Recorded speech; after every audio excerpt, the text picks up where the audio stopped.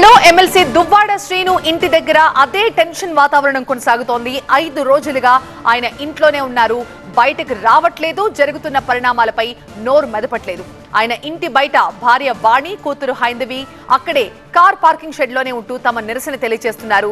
Madhuri accident పై కూడా ఇంకా ఇప్పటి వరకు స్పందించలేదు ఎమ్మెల్సీ దువ్వాడ ఇంటి దగ్గర పోలీస్ బందోబస్తు కూడా కొనసాగుతోంది. ఇంటి బయట కార్ షెడ్ లో వాణి, ఆమె కుమార్తె హైందవి, వాణి తండ్రి, తల్లి అంతా కూడా అక్కడే ఉన్నారు.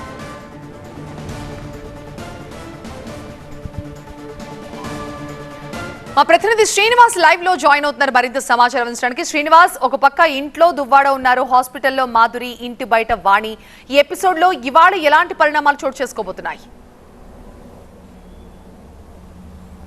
ఎస్, నేటికి 5వ రోజు అవుతుంది వాళ్ళ ఆందోళన చేపట్టి. అయితే ఇది రోజుకో మలుపు తిరుగుతున్నటువంటి పరిస్థితి. అనూహ్యంగా నేను చూసినట్లయితే మాధురి వేరే కారుని ఢీకొంటూ ఆమె హాస్పిటల్ పాలైనటువంటి పరిస్థితి. ఈ నేపథ్యంలో ఇక్కడ వాణి దీక్ష కూడా కొనసాగుతుంది. అయితే గత 5 రోజులుగా కూడా ఇంటికే ఎమ్మెల్సీ శ్రీనివాస్ కూడా ఇంటికే పరిమితమైనటువంటి పరిస్థితి. దీనికి సంబంధించి మనతో మాట్లాడడానికి ఎమ్మెల్సీ దువ్వాడ శ్రీనివాస్ ఉన్నారు. ఆయన అడిగి మరిన్ని వివరాలు తెలుసుకుందాం. సార్, నిన్న జరిగిన ఘటనని ఏ విధంగా చూస్తారు? లక్ష్మీపురం దగ్గర మాధురి కారుకు సంబంధించి అంటే ఇదివరకే మన ప్రెస్ మీట్లో కూడా చెప్పాను. మాధురి అనే అమ్మాయి మా కుటుంబం వల్ల వీధిన పడిపోయిన పరిస్థితి వచ్చింది. అంటే అత్తవారు నుంచి దూరం అయిపోయింది. అది సహజం. అలాగే కన్నవారు కూడా ఇలా నీ మీద అందరూ చెప్పుకుంటున్నారని వాళ్ళ వల్ల కూడా దూరం అయిపోవటం జరిగింది. ఈ పరిస్థితుల్లో ఇదివరకే ఒకసారి తను సూసైడ్ అటెంప్ట్ చేసుకునే పరిస్థితుల్లో అది నా సమక్షంలో జరిగేటప్పుడు నేనే ఆ సూసైడ్ నుంచి కాపాడటం, హ్యాంగింగ్ చేసుకునే దగ్గర నుంచి మళ్ళీ నేను తీసుకొచ్చి ఆమెకు ధైర్యం చెప్పడం జరిగిందని మీకు ఇదివరకే నేను చెప్పాను. మళ్ళీ నాకు మొన్న ఫోన్ చేసింది తను, ఇలాగా ఈ ఇన్సిడెంట్స్ ఇవన్నీ మరీ నాకు బాధపడుతున్నాయండి. సరే, మీ ఇంటి గొడవ జరిగితే జరగచ్చు, మీ ఇంటి గొడవ ఏ రకంగా మీరు సాల్వ్ చేసుకుంటారో అది నాకు సంబంధించినటువంటి విషయం కాదు, కానీ వ్యక్తిత్వ హననం చేసేటట్టు చాలా దారుణంగా మాట్లాడుతున్నారు అన్నిటి ఏడ్చుకుంటూ మాట్లాడింది. నేను కూడా ఏ సమాధానం చెప్పలేకపోయాను. నా దగ్గర కూడా ఏం సమాధానం ఉంటుంది పరిస్థితులు బట్టి. ఆ పరిస్థితిలో నిన్న కారు ర్యాష్గా వెళ్తూ ఏదో టోల్ గేట్ దాటిన తర్వాత వెళ్తూ ఆ డిప్రెషన్లోనే వెళ్తూ ఏం జరుగుతుందో ఎదురేం జరుగుతుందో కూడా తెలియని పరిస్థితుల్లో యాక్సిడెంట్ జరిగిందని నాకు చెప్పింది. ఎలా జరిగింది యాక్సిడెంట్ అని అడిగాను. అంటే సూసైడ్ అని చెప్పి సూసైడ్ చేసుకున్నానని చెప్పి చెప్తున్నారు. అది సూసైడ్ అనుకోవాలా లేకపోతే యాక్సిడెంట్ అంటారా? నాకు ఆమె రాత్రి చెప్పిన మాటల్లో నాకేమని అర్థమైందంటే, సూసైడ్ ఒకసారి చేసుకున్నటువంటి వ్యక్తులకు సాధారణంగా సూసైడల్ టెండెన్సీ ఉంటుంది. గతంలో ఒకసారి చేసుకుంది. ఆ టెండెన్సీ అనేది ఎప్పుడు బ్రెయిన్లో రింగ్ అవుతుంటుంది. ఈ డిప్రెషన్లో ఎటు వెళ్తున్నానో కూడా తనకు తెలియని పరిస్థితి. పలాస వైపు వెళ్ళాలో, ఎందుకు పలాస వైపు వెళ్ళాలో అంటే టువర్డ్స్ బెర్హంపూర్ ఒరిస్సా సైడ్, లేదు ఇటువైపు వెళ్ళాలో కూడా తెలియదు. తన హైవేలో వెళ్తుంది అంతే. అంటే టెక్కల్ నుంచి కరెక్ట్గా ఒక 20-22 కిలోమీటర్లు దాటినప్పటికీ అక్కడ ఆమె అన్నీ ఒకేసారి ఆలోచించుకుంటూ ఆ టెన్షన్లో వెళ్ళి స్టీరింగ్ మీద హోల్డ్ తప్పిపోయిందని తను చెప్పిన విషయం. తప్పిన తర్వాత అప్పుడే లెఫ్ట్లో ఉన్నటువంటి ఓ కారుకి తను ఢీ కొట్టానని, లెఫ్ట్లో కారు ఉందని కూడా తనకి క్లియర్గా క్లారిటీగా అర్థం కావట్లేదంట. ఆ కారుకి ఎప్పుడైతే ఢీ కొట్టానని తెలిసిందో రైట్ సైడ్ సడన్గా తిప్పిందంట. ఆ సడన్గా తిప్పడం వల్ల ఏమంటే కారు పడి 2-3 బోల్తాలు పడి వెళ్ళి ఆగి బ్యాగ్స్ ఓపెన్ అవ్వటం, తర్వాత బ్యాగ్స్ ఓపెన్ అయిన తర్వాత అప్పుడు తనకి ఏదేదో జరిగింది నాకు అన్నటువంటి పరిస్థితుల్లో ఒక 5 నిమిషాల్లోనే కొంతమంది వచ్చి ఆ గ్లాస్ అన్ని బ్రేక్ చేసి తీయటం జరిగింది. నాకు వెంటనే వాళ్ళు ఇన్ఫార్మ్ చేయడం జరిగింది. ఇది యాక్సిడెంటే అనుకోవచ్చు అంటారా? అంటే ఆవిడ చెప్పడం ఏంటంటే, నేను చనిపోవాలని వెళ్ళాను, లారీని ఢీ కొట్టాలనుకున్నాను, కానీ ఆ ఏడుస్తూ కారుని కొట్టాను అని చెప్పేసి చెప్తున్నారు. ఆమె డిప్రెషన్లో, తీవ్రమైన డిప్రెషన్లో ఉన్నాను అన్నది తను నాకు చెప్పింది. ఆ డిప్రెషన్ మూడు దీనికి లీడ్ చేసిందని నేను అనుకుంటున్నాను. నేను స్టేట్మెంట్లో కూడా నేను ఆత్మహత్య చేసుకోవాలనుకున్నాను, నేను మన వైద్యానికి కూడా నేను సహకరించను, నాకు చచ్చిపోనివ్వండి అని తను ఆవేదన వ్యక్తం చేసే దానిలో అర్థం నాకేమనిపిస్తుందంటే, ఈ డీప్ డిప్రెషన్, ఆ డిప్రెషన్లోనే ఇది జరిగింది.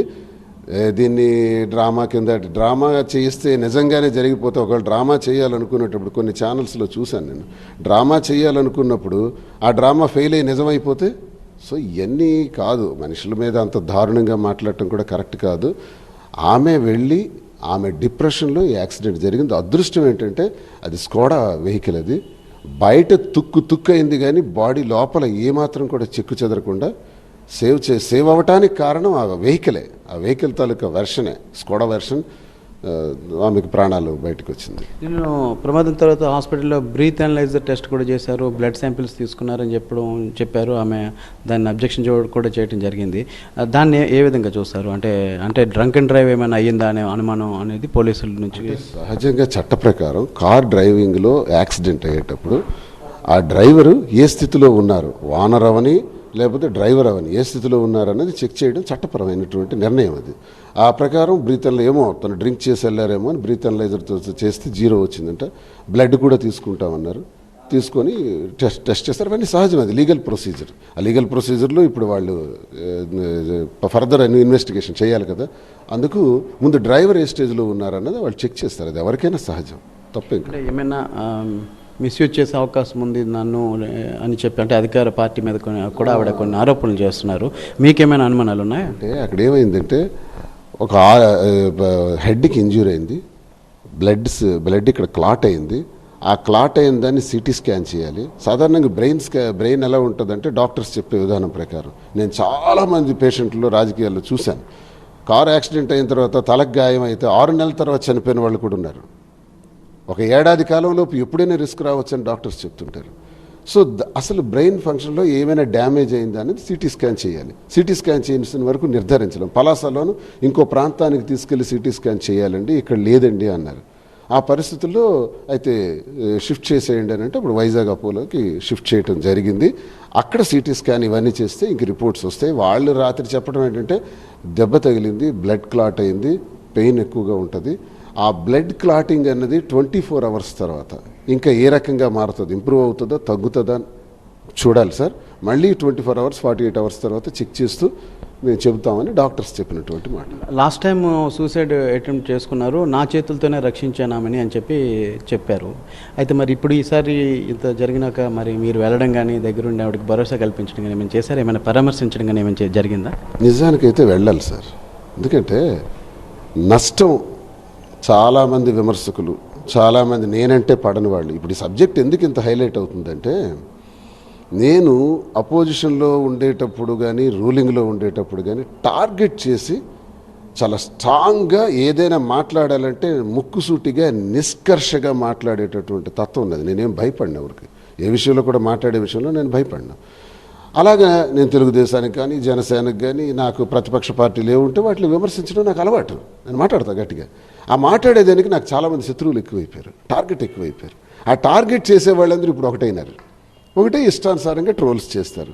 ఆ ట్రోల్స్ చేసే దానిలో ఈ అమ్మాయిని కూడా పాపం బలిపశువుని చేశారు. మా కుటుంబం వల్ల దువ్వాడవాణి అనే వ్యక్తి ఆమెకు రాజకీయాల్లోకి తెచ్చి నాకు ఆమెకి రిలేషన్ క్రియేట్ చేసి ఆమె రాజకీయంగా ఆధిపత్యం పొందాలన్నటువంటి చేసే ప్రయత్నంలో బలిపశువు అయింది, స్కేప్ గోట్ అయింది మాధురి. ఆమెకి మరి సమాజం కూడా చూస్తూ ఇది డ్రామా ఇలా చేస్తున్నారు అని. సాధారణంగా సమాజం ఎలా ఉంటుందంటే వైఫ్ సైడే ఉంటారు, ఇలాంటి వ్యవహారంలో వైఫ్ సైడే సపోర్ట్ ఉంటారు. కానీ వాస్తవాలు కూడా తెలుసుకోవాలి. నేను మన ప్రెస్ మీట్లో చాలా క్లియర్గా చెప్పాను, నా 30 ఏళ్ల జీవితంలో ప్రతి క్షణం నరకం చూశాను. అలాగే అది నా గుండెల్లో పెట్టుకున్నాను. ఏనాడు నేను బయటికి చెప్పలా. ప్రతి క్షణం నా మీద ఆధిపత్య పోరు, నాకు అవమానం చేసే పరిస్థితి. నేను మిడిల్ క్లాస్ కుటుంబానికి చెందినవాడిని, నేను రిచెస్ట్ పర్సన్ అని చెప్పలా. మా నాన్న రైల్వేలో సెక్షన్ ఇంజనీర్, వాళ్ళ అబ్బాయిని బాగా చదివించాడు, మంచి నిజాయితీగా ఉండేటట్టు పెంచాడు. అదే నాన్న నాకు ఇచ్చినటువంటి ఆస్తి. దీంతో నేను పెరిగినటువంటి నేను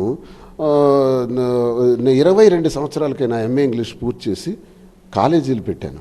4 కాలేజీలు నాకు ఉండేవి. అకాడమిక్ సైడ్ ఉండేవాడిని నేను. మిలియాపుట్టి, పాతపట్నం, సారవకోట అనే బ్రాంచెస్లో 3 జూనియర్ కాలేజీలు, పలాసలో 1 ట్యూటోరియల్స్. అంటే ఆ రోజులు, ఇది ఎప్పుడు 92, 93, 94, 95కి వచ్చినప్పటికీ 4 సెంటర్స్లో ఎస్టాబ్లిష్ చేసి కనీసం 800 మంది స్టూడెంట్స్తో బ్రహ్మాండంగా నడుస్తున్నటువంటి విద్యా సంస్థలు.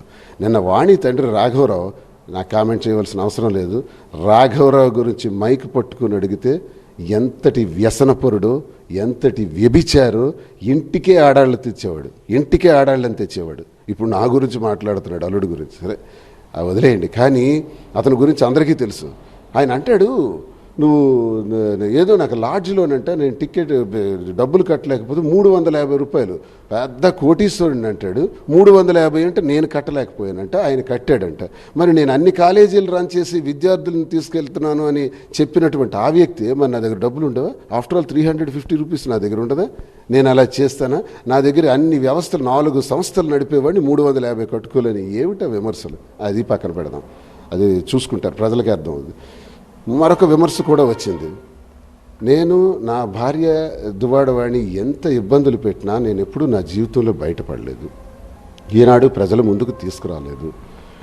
ఒకానొక దశలో ఆమె టిక్కెట్ కావాలన్నటువంటి అహంకారంతో, అధికార అపేక్షతో ఆమె నా మీదే ఈ మాధురికి నాకు రిలేషన్ ఉందని క్రియేట్ చేసి భర్తనే అవమానపరిచి సొసైటీలో కార్యకర్తల ముందు, పార్టీ ముందు అవమానపరిచి అక్కడతో ఆగకుండా ఆమె తాలూకు టెండెన్సీ మీకు అర్థమవుతుంటుంది. ఏదైనా 4 గోళ్ల మధ్య చేయదు. భార్య అనేది భర్త ఎన్ని తప్పులు చేసినా, ఒకవేళ చేస్తే తప్పులు చేయని భర్త ఉంటాడు మగాడు, 4 గోళ్ల మధ్య చర్చించుకోవాలి. అలాగే భార్య వల్ల ఏదైనా ఇబ్బంది ఉంటే 4 గోళ్ల మధ్య చర్చించుకోవాలి. భార్య వల్ల నేను ఇబ్బంది పడ్డాను 30 ఏళ్ళు, ఒక్కరోజే నేను చెప్పానా? పైగా మీరు ఇలాంటి ఫ్యామిలీ పెద్దల దృష్టికి తీసుకెళ్ళి, పైగా మా మామ మంచోడు, నా భార్య మంచిదని పలు సందర్భాల్లో నేను చెప్పాను, బయటకు తీసుకురాలే. ఎందుకంటే భర్త భరించేవాడే భర్త. అలాగే ఉన్నాను నేను, ఎప్పుడు తప్పుడు మాట్లాడలే. కానీ ఆమె ఏం చేసింది? బహిరంగపరుస్తుంది ఏదైనా. ఆ బహిరంగపరిచే తత్వం, ఆమెది అవమానపరిచే తత్వం. సాక్షాత్తు అధిష్టానానికి తీసుకెళ్ళి నాకు టికెట్ ఇవ్వండి, లేకపోతే విడాకులు ఇవ్వండి, నాకు ఉరేసుకొని చస్తానంటే ఏం చేస్తాం? ఆ టికెట్ ఏదో తనకే ఇచ్చేయండి అని అధిష్టానాన్ని కన్విన్స్ చేసి నేను వచ్చి టికెట్ అనౌన్స్ చేశా. 25 సంవత్సరాల నా రాజకీయ కష్టాన్ని 100 మెట్లు దిగి నేను ఆమెకు టికెట్ ఇవ్వమని చేసి రికమెండ్ చేశాను. అది నిలబెట్టుకోలేకపోయింది తను. నిన్న కూడా ఈ ఇన్సిడెంట్ మీకు ఎందుకు చెప్తున్నానంటే, పిల్లల మీద దాడి చేశాడు దువ్వాడ శ్రీనివాస్ అని కొన్ని ఛానల్స్లో చెబుతున్నారు. నా పిల్లలు ఈ గుండెల మీద పెట్టి పెంచుకున్నాను, డాక్టర్స్ని చేశాను, నేనే చేశాను కదా, నేనే కదా చదివించాను, ఈ స్థాయికి తీసుకొచ్చాను. వాళ్ళకి అన్నీ చేసింది నేనే కదా. ఆ పిల్లల మీద విషం, వాళ్ళ పిల్లల బుర్రల్లో విషాన్ని చేర్చి తండ్రి మీదే వ్యతిరేకంగా, తండ్రిని భర్తని సమాజంలోనూ అధిష్టానం ముందు, వ్యవస్థల ముందు ఎలా అయితే అబాస్పాలు చేయాలనుకుందో పిల్లల ముందు కూడా అబాస్పాలు చేయాలనుకుంటే ఒక క్రిటికల్ సైకిక్ వైబ్రేషన్స్ కలిగినటువంటి సైకోతత్వం. అలా చేసే పిల్లల్ని కూడా నా మీద ఉరుగొలిపితే మొన్న నేను దువ్వాడవాణి ఇంటికి వచ్చేటప్పటికి రాడ్లతోని గేట్లు తెగ్గొట్టి డోర్లు ఐరన్ బ్లేడ్స్తో కట్ చేసే టైంకి నేను ఇంట్లో లేను. అప్పుడే అది వీడియో, సర్వేలెన్స్ వీడియోలో చూసి పలాసలో ఉన్నవాడిని టెక్కలు వచ్చి అవునండి మీ ఇంటి మీదకే ఎవరైనా వచ్చి రాయిసిరినా, డోర్ కొట్టినా, రాళ్లతో కొడితే మీరు ఊరుకుంటారా? ఎవరో కాదు కదా, మీ భార్య పిల్లలే. అదే ఎవరైనా ఊరుకుంటారా? నేను వచ్చి గేట్ తీసుకొని గేట్ కట్ చేశారు, కోపంతో వచ్చాను. అలాగే ఈ డోర్ కట్ చేస్తున్నారు, కోపంతో వచ్చాను. ఆ కోపం ఎవరి మీద తెలుసా? కట్ చేస్తున్న వాడి మీద. 2, ఆ కట్ చేస్తున్న వాడికి మద్దతుగా 3 వ్యక్తులు ఉన్నారు. వాళ్ళ పేరు మీద కంప్లైంట్ కూడా ఇచ్చాను. 3 కాదు, 5 వ్యక్తుల మీద కంప్లైంట్ ఇచ్చాను. తెలుగుదేశం క్యాడర్ కూడా అక్కడ ఉన్నారు.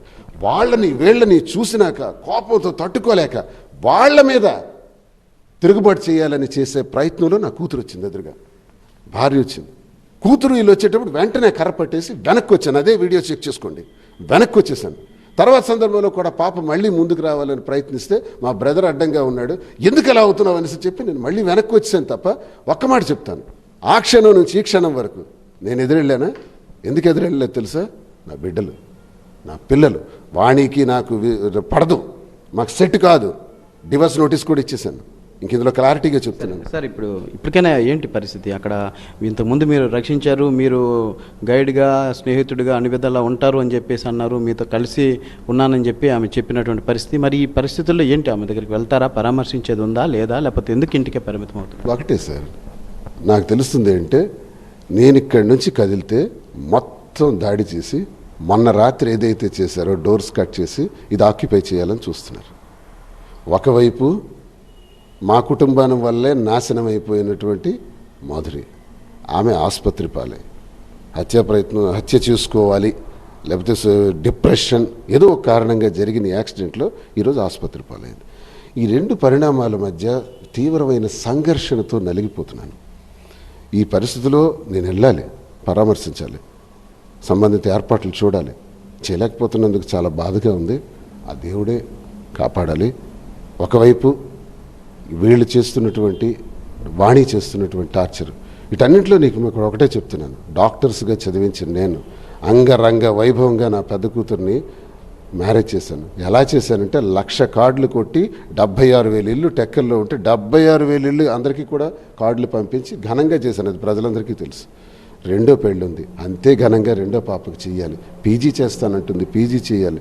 నా పిల్లల్ని నా కంటికి రెప్పలా కాపాడుకుంటాను. యాజ్ ఎ పొలిటీషియన్ అంటే చాలామంది ఇలాంటివి ఫ్యామిలీ గొడవలు కావచ్చు, వేరే గొడవలు కావచ్చు, మీ దగ్గరకు వస్తుంటాయి, రోజు ఎన్నో సెటిల్ చేసేటువంటి పరిస్థితి. అలాంటిది ఈరోజు మీ ఇంటి సమస్యని ఎందుకు ఇంతగా ప్రొలాంగ్ అవుతుంది, ఎందుకు పరిష్కరించుకోలేకపోతున్నారు, అసలు ఏంటి సమస్య ఏంటి, ఇప్పటికైనా ఏం ఆలోచిస్తున్నారు? ఇప్పుడు వైపు ఇంటికే పరిమితం అయ్యారు మీరు 5 రోజులుగా ఆవిడేమో మీ పార్కింగ్ షెడ్లోనే ఆవిడ బస్ చేసి ఉన్నారు. ఇంకొక ఆమె మీకు అత్యంత సన్నిహితురాలైనటువంటి ఆమె హాస్పిటల్లో ఉన్నటువంటి పరిస్థితి ఏంటి? ఈ ట్రయాంగిల్ ఇది ఏం జరుగుతుంది, ఎడుదారి తీస్తుంది, దీనికి ఏం కన్క్లూజన్ ఇవ్వబోతున్నారు ఒక ఎమ్మెల్సీగా? మీరు ఏమైనా ఆలోచించుకున్నారా? చాలా పెద్ద సంఘర్షణ ఇది. ఒక మనుషులకి రావాల్సినటువంటిది కాదు, చాలా ఇబ్బందితో కూడుకున్నది. నాకు ధైర్యమైనటువంటి గుండె కాబట్టి ఇవన్నీ భరించడం అలవాటు అయిపోయింది, నేను భరిస్తున్నాను. ఒకటేంటంటే ఏదైతే తను ఇప్పుడు చేస్తున్నటువంటి కార్యక్రమంలో నేను ఎంతో ఇలాంటి నా దగ్గరికి కొన్ని 100,000 మంది కుటుంబాలు దెబ్బలాడుకుంటూ వస్తే నేను సరిచేసినండి. కొంతమందికి ఆర్థిక ఇబ్బందులు వస్తే డబ్బులు ఇచ్చి మరి ఆ కుటుంబాలను సరిదిద్దిన వాడిని. ఇలాగ చేసిన వాడిని నా కుటుంబం వచ్చినప్పటికి నేను రిపేర్ చేయలేని పరిస్థితి వచ్చేసింది. ఎందుకంటే దీనికి కారణం దువ్వాడవాడిని. మేము కలిసే ప్రసక్తి మరి లేదు. నోటీస్ ఇష్యూ అయిపోయింది. ఆమె నా మీద 498A పెట్టడం జరిగింది. తనే నాకు డివర్స్ ఇవ్వమని 2 ఏళ్ల క్రితం అధిష్టానం ముందు చెప్పింది. 96వ సంవత్సరంలోనే మా నాన్న వెనక్కి వచ్చేయమన్నాడు, అతను విడిచిపెట్టేసని. అదే వాళ్ళ ఫాదరే నేను టీవీ నేతో మాట్లాడుతూ, ఫ్యామిలీలో ఎవరైనా కలపాలని చూస్తాం కానీ ఇలా ఇచ్చేయరు కదా, చట్టమైనా ఎవరైనా సరే భార్యాభర్తలను కలపాలని చూస్తుంది, ఎలా దానికి ఒప్పుకుంటాము, ఎలా డైవర్స్ ఇస్తాయి కోర్టులైనా అని చెప్పేసి నేను ఆయన మాట్లాడడం జరిగింది. తండ్రి రాఘవరావు కలపాలని చూస్తున్నాను అని నాటకం ఆడుతున్నాడు. కూతురు వాణి మాత్రం మా నాన్నే నాకు మొదటి బిడ్డ పుట్టిన తర్వాత ఇంటికి వచ్చేయమని చెప్పాడని కూతురు చెప్పింది. తండ్రిది నిజమా, కూతురుది నిజమా? ఏంటి డ్రామా సార్? వాళ్ళు దుర్మార్గులు సార్. తండ్రి రాఘవరావు is the main villain entire in this episode. Is the main villain. ఇప్పుడు మీ ఫ్యామిలీ గొడవ రోడ్డుకి ఎక్కింది, తర్వాత పోలీస్ స్టేషన్లో కేసుల వరకు వెళ్ళింది, ఈరోజు ఇంకో ప్రాణాల మీద కూడా వచ్చినటువంటి పరిస్థితిలో ఉంది. సో మరి ఎలాగైనా దీన్ని కన్క్లూజన్ ఇవ్వాలి. ఇంకోటి, నిన్న మాధురి మాట్లాడుతూ ఆమె ఇంకా ఈ ఆరోపణలు ఆపకపోతే సూసైడ్కి నేను మళ్ళీ చేసుకుంటానని కూడా ఆవిడ చెప్పినటువంటి పరిస్థితి. సో ఈరోజు ఆవిడ ప్రాణం పరంగానైనా దీనికి ఫుల్ స్టాప్ పెట్టాల్సినటువంటి ఆవశ్యకత ఎంతైనా ఉంది. సో దీనికి ఏ విధంగా కన్క్లూడ్ చేస్తారనుకుంటున్నారు? ఎందుకంటే ఇప్పుడు ఆవిడ ఆరోపణలు ఆగాలి ముందుగా అనేది ఆవిడ చెప్తున్నటువంటి పరిస్థితి. సో ఆవిడ పరంగానైనా ఏ విధంగా కన్క్లూడ్ చేయాలనుకుంటున్నారు మీరు? వాణి ఆరోపణల వల్ల ఆవిడ సూసైడల్ టెండెన్సీకి అలవాటు పడిపోయింది. ఆవిడ అన్న మాటల్లో అది నిజమే. కానీ నేను ప్రజలకు కానీ ఎవరికి కానీ చెప్పేది ఒకటే, అనవసరంగా దువ్వాడవాణి వల్ల, అంటే నా భార్య వల్లే ఆమె జీవితానికి నష్టం జరిగింది కాబట్టి దయచేసి ఆమెను ఇందులోనూ అబాస్పాలు చేయాల్సిన అవసరం లేదు. ఇప్పటికే నలిగిపోయి ఇబ్బంది పడుతున్నటువంటి ఆమె, నా సాధ్యమైనంత వరకు నేను ఆమెకి ఏ ఇబ్బంది లేకుండా చూస్తానని మాటిచ్చాను. ఇప్పుడు అదే చెప్తున్నాను. మాధురికి అన్యాయం జరిగే పరిస్థితి జరగనివ్వను. దువ్వాడవాణి అన్నటువంటి పరిస్థితి మాకు ఆల్రెడీ ఆమె కోరిక మేరకే నాకు డివర్స్ ఇచ్చేయండి నాకు మెసేజ్లు కూడా చాలాసార్లు పెట్టింది. ఆ మెసేజ్లు కూడా మీకు కావాలంటే ఇస్తాను. కాబట్టి ఆమె కోరిక మేరకే భరించాను. ఇవ్వండి అన్న నేను ఇవ్వాలా. కుటుంబం ఎలా ఇచ్చేస్తాను? ఇంకో కూతుర్ని పెళ్లి చేయాలా, చదివించాలా, ఎలా ఇచ్చేస్తాను? తన అన్నదాన్ని నేను చేస్తానా? ఇప్పుడు నోటీస్ ఇచ్చేస్తాను ఆల్రెడీ. కోర్టులో కూడా ప్రొసీడింగ్ స్టార్ట్ అయిపోయి, కోర్టులో దీన్ని యాక్సెప్ట్ చేస్తారా లేదా అన్నది ఆ తర్వాత మనకు తెలియదు. అది న్యాయస్థానం ఏం చేస్తాం అన్నది. కాకపోతే నేను అనేది ఏంటంటే, ఆమెకి సుమారు 20 కోట్ల రూపాయలు విలువైనటువంటి ఫ్యాక్టరీ రాసిచ్చాను.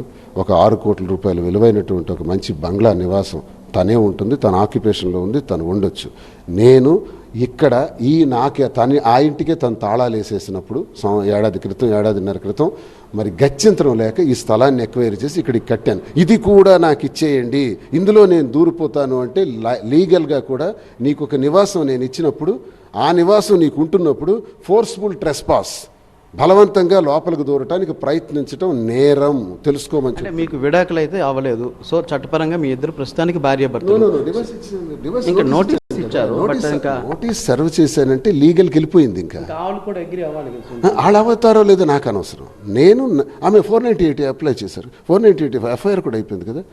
ఆమె 498 ఎఫ్ఐఆర్ 10వ తారీఖున పడినప్పుడే నేను 10వ తారీఖు ఇచ్చాను, సేమ్ డే ఇచ్చాను. నేనేం ముందు రోజు కూడా ఇవ్వాల, సేమ్ డే నా నోటీస్ కూడా సర్వ్ అయింది. సో ఆమె నాకు జైల్లో పెట్టాలనుకునేటప్పుడు డౌరీ హెరాస్మెంట్ అని, గృహహింస అని, మరి నేను కూడా మరెందుకు ఆమె కోరుకున్న కోరిక మేరకు డివర్స్ ఇచ్చాను. ఆ డివర్స్ అన్నది చట్టపరంగా న్యాయపరంగా ఎలాంటి నిర్ణయాలు న్యాయస్థానాలు తీసుకుంటే వేచి చూడాలి. అంతవరకు ఆల్రెడీ మ్యాటర్ సబ్జుడీస్ అవుతుంది కాబట్టి అంతవరకు మీరు బయట తెలుసుకోవాలని నేను కోరుకుంటున్నాను. వాళ్ళకి మీకు ఇంకేం కావాలి చెప్పండి, డిమాండ్లు ఏంటి చెప్తున్నారు. ఇంతవరకు నేను ఈ 4-5 రోజుల్లో చూస్తుంది ఏంటంటే, నువ్వు పలాస వెళ్ళిపో, నువ్వు మాధురితో కలిసి ఎక్కడైనా ఉండు, పలాస వెళ్ళిపో, టెక్కలు విడిచిపెట్టి ఎమ్మెల్సీగా సస్పెండ్ పార్టీ నుంచి సస్పెండ్ చేయాలి, ఈయనకు ఎమ్మెల్సీ తీసేయాలి. ఇదే డిమాండ్స్?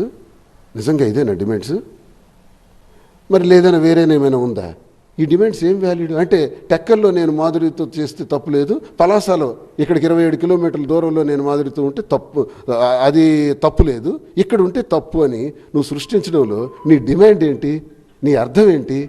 ఇప్పటికైనా క్లియర్గా తేల్చాలి. నీకు ఆస్తులు కావాలనుకునేటప్పుడు ఇంకా ఏం ఆస్తులు అయితే ఉన్నాయో చిన్న చిన్నవి అవి కూడా రాసి చేయడానికి నేను సిద్ధంగా ఉన్నాను. ఇప్పటికే 16 నెలల్లో 1,40,00,000 రూపాయల వాళ్ళ ఖర్చుల కోసం ఇచ్చానని కూడా చెప్పాను. పాపాళ్ళకి దువ్వాడ వాణికి నాకు ఎటువంటి తెగతెంపులు జరిగిపోయినా నా పిల్లలు నా సర్వస్వం. నా పిల్లలకి నాకు సంబంధించి ఏ మీడియా కానీ ఇష్టానుసారంగా రాస్తే వాళ్ళ మీద డిఫమేషన్ షూట్కి వెళ్తాను. నా పిల్లలకి నాకు సంబంధించి ఎవరైనా ప్రయత్నించి ట్రోల్స్ చేయాలి అనుకుంటే గ్యాగ్ ఆర్డర్స్ కూడా నేను వెళ్ళడానికి సిద్ధంగా ఉన్నాను. నేను మీరు ఏదైనా చేయండి. నాకు మాధురికి సంబంధించి విమర్శిస్తున్నారు, విమర్శించండి. నాకు దువ్వాడవాణికి సంబంధించి విమర్శించాలనుకుంటే విమర్శించండి. నా పిల్లలయ్యా, నా పిల్లల్ని విమర్శించే హక్కు ఎవరికి ఇచ్చాడు? ఎవడాడు? లాఫుట్గాళ్ళు. నా బిడ్డలకి నాకు సంబంధించి, నా బిడ్డలు నాకు ప్రాణం, నా బిడ్డలు నా గుండెల మీద పెట్టి పెంచాను. ఈరోజు ఆ బిడ్డలు కూడా ప్రేమ అంతా ఏటైపోయింది. ఇప్పుడు ఆ బిడ్డలు కూడా మిమ్మల్ని ఎట్టి పరిస్థితుల్లో అంగీకరించడం లేదు, మీ మీదకి తిరగబడుతున్నారు, మీ మీద ఆరోపణలు చేస్తున్నటువంటి పరిస్థితి. అంతగా ప్రేమ ఉంటే మరి ఈరోజు ఆ పిల్లలు కూడా ఎందుకు ఈ పరిస్థితిలోకి వచ్చారంటారు? ధృతరాష్ట్రుడు కళ్ళకు గంతులు కట్టుకున్నాడు. ఎందుకో తెలుసా? 100 మంది కొడుకుల్లో పెద్ద కొడుకు మిగతా వాళ్ళందరూ కూడా చేస్తున్న దుర్మార్గం అనే చర్యలు చూడలేక కళ్ళకు గంతు కట్టుకున్నాడు. కానీ మద్దతు మాత్రం తెలియజేశాడు. ధృతరాష్ట్రుడి మద్దతు ఎప్పుడూ 100 కొడుకులకే ఉంది ఆఖరి వరకు. ఎందుకో తెలుసా? పుత్రవాత్సల్యం. పిల్లలు ఏమనుకున్నా సరే పుత్రవాత్సల్యం అండి. పిల్లలు తిడుతుంటే నాకు నవ్వు వస్తుంటుంది. పరిస్థితి ఏమైంది? మీ ప్రేమ అంతా ఏమైపోయినట్టు అండి? సార్ నా ప్రేమ ఎప్పుడు ఉందండి. మీరు కాదు, అదే మీరంతా చూపించినప్పుడు ఇప్పుడు మనం ఈరోజు ఏమిస్తామో అదే తిరిగి మనకు వస్తుంది అంటారు జనరల్గా. సో ఇంత ప్రేమను పంచినప్పుడు ఆ పిల్లల నుంచి ఎందుకు అది పొందలేకపోతున్నారు? ఈరోజు వాళ్ళ నుంచి కూడా ఎందుకు తిరస్కరణకు గురవుతున్నారు? నా జీవితంలో దురదృష్టం అనుకోవాలి. ఇది ఎక్కడ జరగదు. ఏ తండ్రికి సాధారణంగా పిల్లలు ఎలా ఉంటారంటే, అమ్మ నాన్న గొడవ పడ్డారు, మాకు సంబంధం లేదు, అమ్మ ఒకటే నాన్న ఒకటే, అలా ఉంటారు. పైగా నేను చేసిన తప్పే ఉంది, ఓకే చిన్న తప్పే కదా చెప్తున్నారు. ఇల్లీగల్ లేదు, మందు తాగడు, పేక ఆడడు, జూదం ఉండదు, ఏది ఉండదు అని చెప్పిన మీరు మరి ఎందుకు నాకు ఇంత శిక్ష విధిస్తున్నారు? సరే, మేము తలెత్తుకొని తిరగలేకపోతున్నాము వయసులో ఉన్నటువంటి పరిస్థితి మా నాన్నగారి తీరు వల్ల అని చెప్పి అనేది వాళ్ళ ఆరోపణ. బహిరంగ పరిస్థితి తిరగలరా? ఇది సమస్య బహిరంగపరుచుకొని 10 మందికి చెప్పి మీడియాకి పిలిచి పిల్లల్ని నా దగ్గరికి పంపించుతున్న తల్లి మీడియాని ఎందుకు పంపించింది? అంటే మీడియాని పంపించకుండా లొక్కలుగా వస్తే నేనే వెళ్ళి తీసుకుండేవాడిని కదా. మీడియా ఎందుకు? రౌడీలు ఎందుకు? గూండాలు ఎందుకు? గుణపాలు ఎందుకు? తాళ్ళు ఎందుకు? కారాలు ఎందుకు? నిచ్చెనలు ఎందుకు? కాంపౌండ్ వాళ్ళు దాటడానికి తండ్రి దగ్గరికి ప్రేమతో పంపించినట్ట, తండ్రి మీద తిరుగుబాటు చేయడానికి పంపించినట్టు. అంటే అప్పుడు నేను బయటికి వెళ్తే ఆ మధ్యలో జరిగే రభస ప్రపంచానికి ఇంకా వెళ్తుంది. అందుకే అది వద్దు అని నేను ఇక్కడ ఉండిపోవడం జరిగింది. 2వ రోజు వచ్చి తనే తలుపులు ఇవన్నీ విరగ్గొట్టి లోపలికి వచ్చారు.